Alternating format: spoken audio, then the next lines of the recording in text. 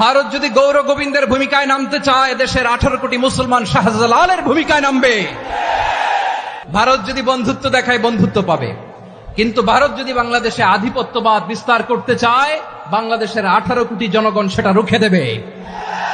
প্রতিবেশী যদি বন্ধু না হয়ে প্রভু হতে চায়, এরকম দানব প্রতিবেশী কেউ চায় না। আমাদের একটা প্রতিবেশী দেশ আছে, আমরা আমাদের দেশ নিয়ে যত ভাবি তারা তার চেয়ে বেশি ভাবে। কথা বুঝতেছেন না? আরো ভেঙে বলতে হবে। হ্যাঁ, আমরা আমাদের দেশ নিয়ে যত উদ্বিগ্ন, এদের আরো টেনশন বেশি। বলেন, আমাদের দেশে শান্তি আছে না নাই? আমরা হিন্দু মুসলিমে কখনো দাঙ্গা লাগে? আসতে বলেন, কেন লাগে? ওদের পূজা পর্বণে আমাদের মাদ্রাসার ছেলেরা যে পাহারা দেয়, চিল্লায় বলেন ঠিক কিনা? আমাদের তাফসির মাহফিলের সময় ওরা ডিস্টার্ব করে, ঢোল বাজায় না। ওদের পূজা পর্বণের সময় আমাদের তাফসির মাহফিলের ডেট হলে আমরা চেঞ্জ করে দেই। সুবহানাল্লাহ, কি সাম্প্রদায়িক সম্প্রীতির রোল মডেল। আর ওই বাংলাদেশের ব্যাপারে তারা অনেক ডিসইনফরমেশন ছড়াচ্ছিল। ভারতের অনেকগুলো গণমাধ্যম, আমি জেনারেলাইজ করব না, আমাদের প্রতিবেশী দেশের সব গণমাধ্যমকে আমি দোষ দিতে চাই না। অনেকগুলো গণমাধ্যম তারা ডিসইনফরমেশন শেয়ার করেছে। ডিসইনফরমেশন আর মিস ইনফরমেশনের পার্থক্য আছে। মিস ইনফরমেশন না জেনে ভুল বুঝে একটা মিথ্যা বা ভুল তথ্য ছড়িয়ে দেয়া, এটার ক্ষমা আছে, এটার কি আছে। আর ডিসইনফরমেশন মানে ইচ্ছা করে, প্ল্যান করে, ম্যাপ করে, ছক এঁকে মিথ্যা, গুজব, রটনা সোশ্যাল মিডিয়ায় ছড়ানো, এটার ক্ষমা আছে? আওয়াজ করে বলেন, ক্ষমা আছে? ভারতের কিছু গণমাধ্যম তাই করেছে। আমরা ব্যথিত হয়েছি, আমাদের হৃদয়ে রক্তক্ষরণ হয়েছে। আমাদের প্রতিবেশী দেশকে বলতে চাই, আমাদের দেশ নিয়ে আপনাদের ভাবার দরকার নাই। নিজের চরকায় তেল দেন, নিজের দেশ নিয়ে ভাবেন। গত মাসের ভয়েস অফ আমেরিকার রিপোর্ট, বাংলাদেশে সংখ্যালঘু জনগোষ্ঠী আগের চেয়ে বেশি নিরাপত্তা পাচ্ছে। Report voice of America, Muslim report নাকি? মুসলিম জরিপ, ভয়েস অফ আমেরিকা। কথা বুঝে নাই বোধহয়। ভয়েস অফ আমেরিকা কি আমাদের রিপোর্ট? না, ভয়েস অফ আমেরিকার জরিপ, বাংলাদেশের সংখ্যালঘু জনগোষ্ঠী আগের চেয়ে ভালো নিরাপত্তা পাচ্ছে। শুধু এখানেই শেষ না, মাইক্রোসফটের একটা জরিপ শোনাই আপনাদেরকে। তারা সারা পৃথিবীতে গুজব, ভুয়া আর মিথ্যা নিউজ ছড়ানোতে কোন দেশ সেরা একটা রিপোর্ট করেছে। এর মধ্যে 1 নম্বরে এসেছে ভারতের নাম। মাইক্রোসফট তো মুসলমানরা চালায় না? কথা বুঝে নাই বোধহয়। প্রতিবেশী দেশকে বলবো, আপনারা নিজের চরকায় তেল দেন, আপনারাও শান্তিতে থাকেন, আমাদেরকেও শান্তিতে থাকতে দেন। সব চেঞ্জ করা যায়, প্রতিবেশী চেঞ্জ করা যায় না। আমাদের ল্যান্ড তাদের ল্যান্ড, পাশাপাশি। আমরা চাই তারাও সুখে থাক, আমরাও সুখে থাকি, ঠিক কিনা? কিন্তু প্রতিবেশী হলে বন্ধুত্বপূর্ণ আচরণ করতে হয়। প্রতিবেশী যদি বন্ধু না হয়ে প্রভু হতে চায়, এরকম দানব প্রতিবেশী কেউ চায় না।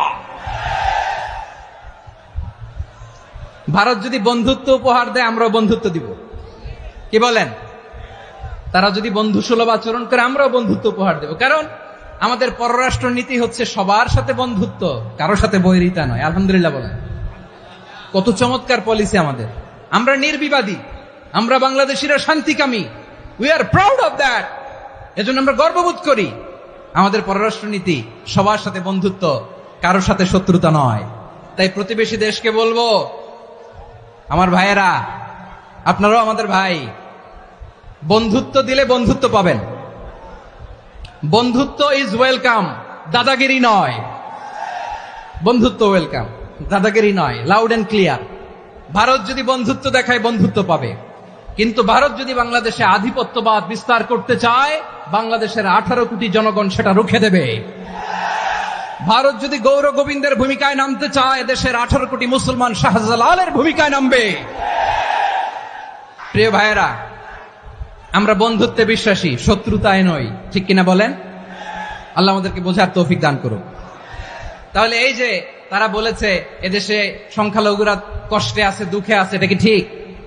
বলেন, এটা কি ঠিক? না, তারা ডিসইনফরমেশন শেয়ার করেছে, এটা ঠিক নয়। আমার প্রতিবেশী বন্ধু রাষ্ট্রকে বলবো, আপনারা এটা করবেন না। এটা করবেন না। আমরা শান্তিতে আছি, আপনারাও শান্তিতে থাকেন, আমাদেরকেও শান্তিতে থাকতে দেন। এই যে চিটাগাংয়ের অ্যাডভোকেট আলিফ হত্যাকাণ্ডে গোটা বাংলাদেশ আমরা ধৈর্যের পরাকাষ্ঠা দেখিয়েছি, চিল্লায় বলেন ঠিক কিনা? আমাদের নেতা আমাদেরকে ডেকেছে, আমরা শান্ত থেকেছি। আমরা শান্ত থাকতে চাই, আমরা ঐক্যবদ্ধ থাকতে চাই। যে কোনো ষড়যন্ত্র রুখে দেওয়ার জন্য ঐক্যবদ্ধ প্রচেষ্টার কোনো বিকল্প নাই। তাই আজকের আলোচনার ছোট্ট একটা টপিক আমি শিরোনাম ঠিক করেছি, আমাদের জীবনে, সমাজ জীবনে, ধর্মীয় জীবনে, রাষ্ট্রীয় জীবনে ঐক্যবদ্ধ থাকার গুরুত্ব। এবার আওয়াজ করে পেকুয়ার ভাইয়েরা বলেন, আমরা ঐক্যবদ্ধ জীবনযাপন করতে চাই কি চাই না? আল্লাহ তাআলা সে নির্দেশনাই দিচ্ছেন। আল্লাহ তাআলা ইরশাদ করছেন, ওয়া'তাসিমু বিহাবলিল্লাহি জামিআন ওয়া লা তাফাররাকু ওয়াযকুরু নি'মাতাল্লাহি আলাইকুম إذ كنتم أعداء فألف بين قلوبكم فأصبحتم بنعمته إخوانا وكنتم على شفا حفرة من النار فأنقذكم منها كذلك يبين الله لكم آياته لعلكم تهتدون الله أكبر পড়েন। আল্লাহ বললেন, ও গোলামেরা শোনো, ওয়া'তাসিমু বিহাবলিল্লাহি জামিআ, ও আমার গোলামেরা সবাই মিলে আল্লাহর রশিকে আঁকড়ে ধরো। আল্লাহর রশি হলো ইসলাম, আল্লাহর রশি হলো কোরআন। আল্লাহ বললেন কোরআনকে আঁকড়ে ধরো, ইসলামকে আঁকড়ে ধরো। একা একা আঁকড়ে ধরলে চলবে না, জামিয়া, সবাই মিলে আঁকড়ে ধরো। এই আদেশটা আমাদের জন্য দান করেছেন কে? আল্লাহ তাআলার নির্দেশ, ওয়া'তাসিমু বিহাবলিল্লাহি জামিআ, সবাই মিলে আল্লাহর রশিকে আঁকড়ে ধরো। হাবলুল্লাহ মানে আল্লাহর রশি। হাবলুল্লাহ মানে কি? রশি। এই হাবলুল্লাহ আল্লাহর রশি বা আল্লাহর রজ্জু দ্বারা উদ্দেশ্য হচ্ছে ইসলাম। আল্লাহর রশি দ্বারা উদ্দেশ্য কি? তাফসিরে অনেক ব্যাখ্যা এসেছে। এরকম পরিস্থিতিতে তাফসিরের সূক্ষ্ম সূক্ষ্ম বিষয়গুলো আমরা শোনাতে চাই, কিন্তু পরিবেশ হয়ে ওঠে না। আল্লাহর রজ্জু বা আল্লাহর রশি দ্বারা উদ্দেশ্য হচ্ছে ইসলাম। আল্লাহর রজ্জু বা আল্লাহর রশি দ্বারা উদ্দেশ্য হচ্ছে কোরআন। কারণ কোরআন আমাদেরকে ঐক্যবদ্ধ করে, ইসলাম আমাদেরকে ঐক্যবদ্ধ করে। চিল্লায় বলেন ঠিক কিনা? এজন্য আল্লাহ বললেন, তোমরা আমার রশিকে আঁকড়ে ধরো, বিচ্ছিন্ন হয়ে না। আমার দেয়া নেয়ামতগুলো স্মরণ করো। যখন তোমরা ছিলে শত্রু, তোমাদের মধ্যে হৃদয়ে আমি আল্লাহ ভালোবাসা ঢেলে দিলাম, ফলে তোমরা সবাই ভাই ভাই হয়ে গেলে। তোমরা সবাই ছিলে জাহান্নামের কিনারায়, জ্বলন্ত অগ্নিকাণ্ডের পাশে। আমি আল্লাহ দয়া করে ঈমানের বদৌলতে তোমাদেরকে আগুন থেকে ফেরালাম। আমি আল্লাহ দয়া করে তোমাদেরকে জান্নাতের পথ দেখিয়ে দিলাম। সুবহানাল্লাহ পড়েন। এমন পথ দেখালাম যেই পথ তোমাদেরকে জান্নাতে নিয়ে যাবে, পথের দিশা তোমরা পাবে। লাআল্লাকুম তাহতাদুন। প্রিয় ভাইরা, তাহলে আমাদের যে ঐক্যবদ্ধ থাকতে হবে, এই নির্দেশটা কার? নাকি মন মতো আমি বানায় বলতেছি? আওয়াজ করে বলুন, নির্দেশটা কার? আল্লাহ। তাহলে আমাদেরকে ঐক্যবদ্ধ জীবন যাপন করতে হবে। প্রিয় ভাইরা, ইসলাম আমাদেরকে ঐক্যবদ্ধ করে। ইসলাম আমাদেরকে কি করে? সংঘবদ্ধ করে, ঐক্যবদ্ধ করে। বিচ্ছিন্ন হওয়া যাবে না। বিরোধ, বিচ্ছিন্নতা, মতানৈক্য, এগুলো আমাদেরকে ধ্বংস করে, আমাদেরকে দুর্বল করে। আর আমাদের ঐক্যবদ্ধ প্রচেষ্টা আমাদেরকে বিজয়ের দিকে এক ধাপ এগিয়ে নেয়। চিল্লায় বলেন ঠিক কিনা?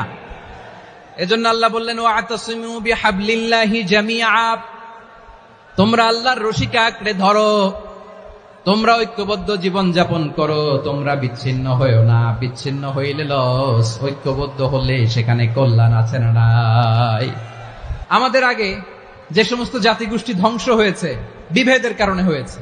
বিশ্বনবী বলেন, বুখারীর বর্ণনা, ফাইন্নামা আহলাকাল্লাযীনা মিন ক্বাবলিকুম কাসরাতু মাসাইলিহিম ওয়া ইখতিলাফুহুম আলা আম্বিয়াইহিম। তোমাদের আগে ইহুদি নাসারারা যারা ধ্বংস হয়েছে, আমার গজবে উপনীত হয়েছে, দুইটা কারণ ছিল। নাম্বার 1, কাসরাতু মাসাইলিহিম, বেশি প্রশ্ন করত, প্রয়োজনে অপ্রয়োজনে নবীরে প্রশ্ন করে আটকাইতে চাইতো, এরকম ডাকাত ছিল তারা। 2 নাম্বার কারণ, ওয়া ইখতিলাফুহুম আলা আম্বিয়াইহিম, ইখতিলাফ করার কারণে, বিভেদের কারণে, পারস্পরিক বিরোধে জড়ানোর কারণে তারা ধ্বংস হয়েছে। এখন বলেন, আমরা কি আল্লাহর গজব চাই? আমরাও কি তাদের মতো ধ্বংস হতে চাই?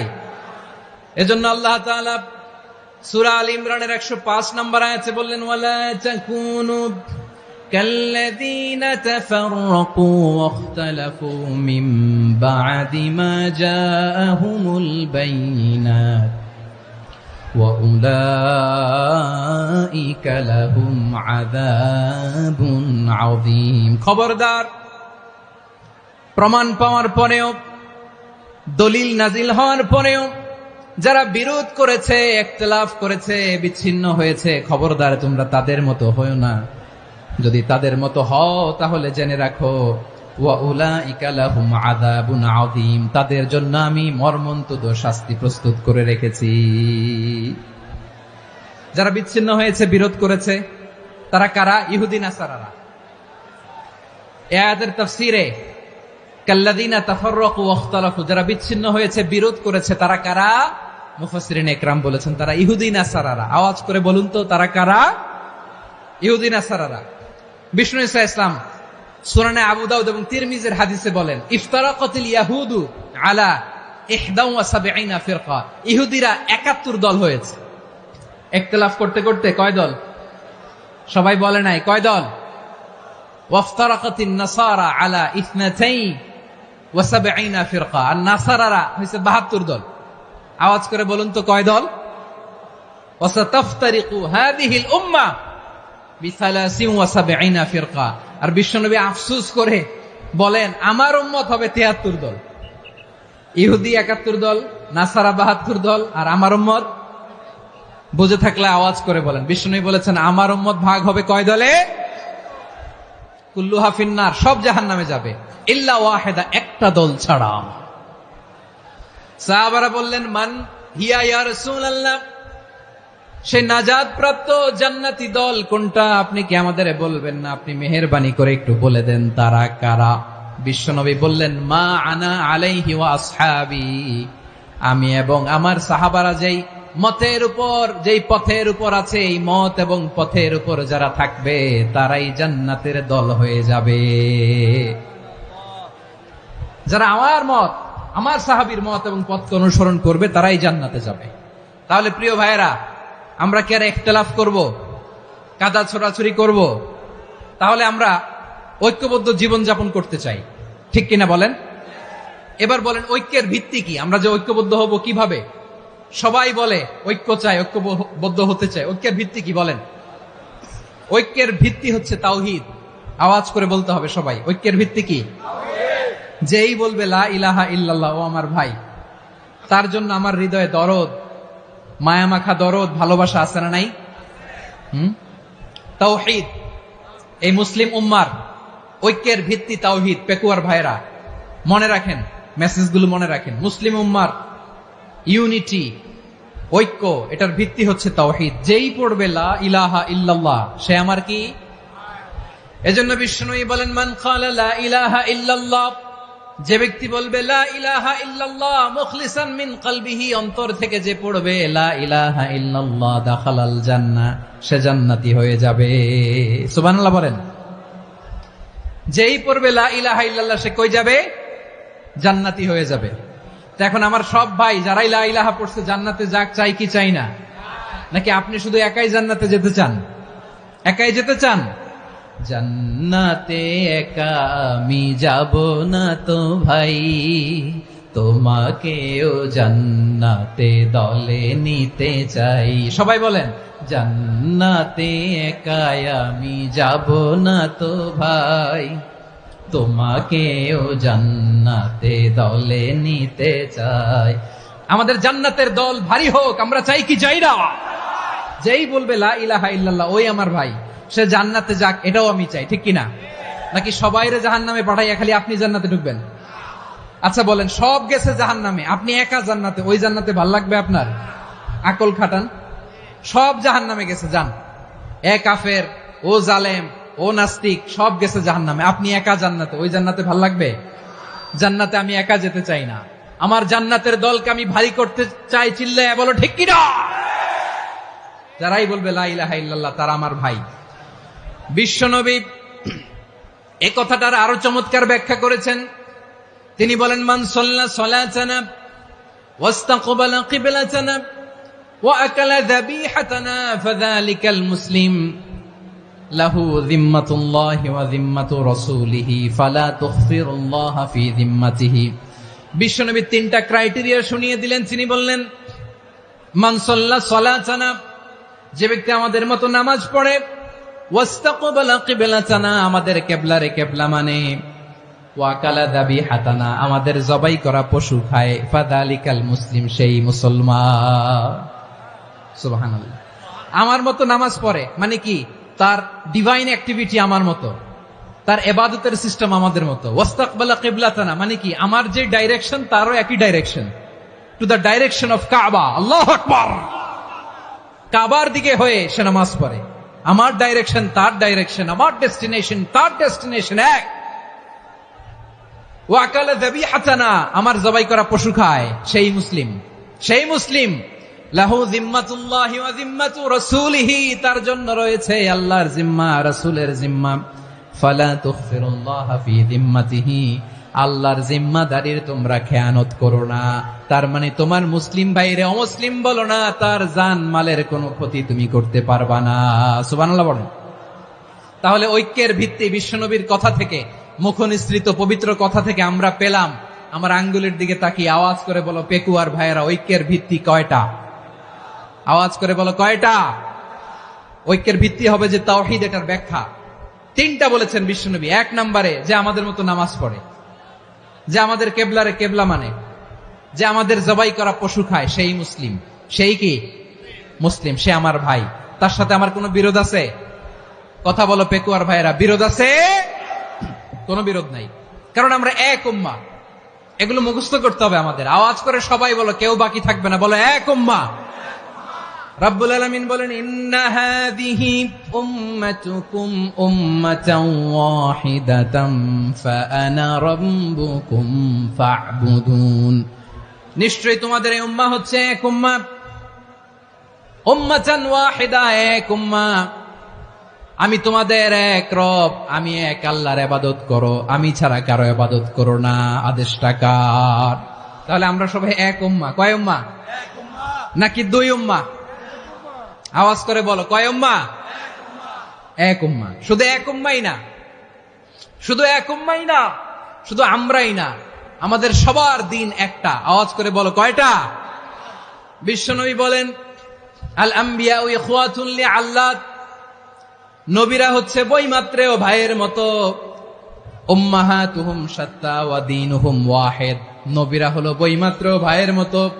অর্থাৎ নবীদের মা ভিন্ন, বাবা এক, মানে নবীদের শরীয়ত ভিন্ন, কিন্তু দিন একটা। আমাদের দিন কয়টা? আমাদের প্রভু এক, এক নবীর উম্মাত, জীবন বিধান এক, ঐশী বাণী কোরআন। আমাদের প্রভু এক, এক নবীর উম্মাত, জীবন বিধান এক, ঐশী বাণী কোরআন। তবে কেন এক নও হে মুসলমান, এক হও করিয়া হবান। বাইতুল্লাহ এক, আওয়াজ করে বলো আমাদের বাইতুল্লাহ কয়টা? বাইতুল্লাহ এক, মদিনা শরীফ এক, উহুদ পাহাড় এক, বদরের মাঠে একটা তো জীবন আর মরণ যে একটাই, একসাথে মিলে মিশে একটাই প্রাণ। তবে কেন এক নও হে মুসলমান, এক হও করিয়া হবান। সবাই মিলে, আমাদের প্রভু এক, জীবন বিধান এক, ঐশী বাণী কোরআন। একসাথে, আমাদের প্রভু এক, জীবন বিধান এক, ঐশী বাণী কোরআন। তবে কেন এক নও হে মুসলমান, এক হও করিয়া হবান। আওয়াজ করে পড়েন আল্লাহু আকবার। আমার কলিজার টুকরা পেকুয়ার ভাইরা বলেন, আমরা কয় উম্মাহ? এই যে শাহাদাত, সাব্বাবা আঙ্গুলি উপরের দিকে উঁচু করে আওয়াজ করে বলো আমরা কয় উম্মাহ? আওয়াজ করে বলো আমরা কয় উম্মাহ? মাশাআল্লাহ, আমরা এক উম্মাহ।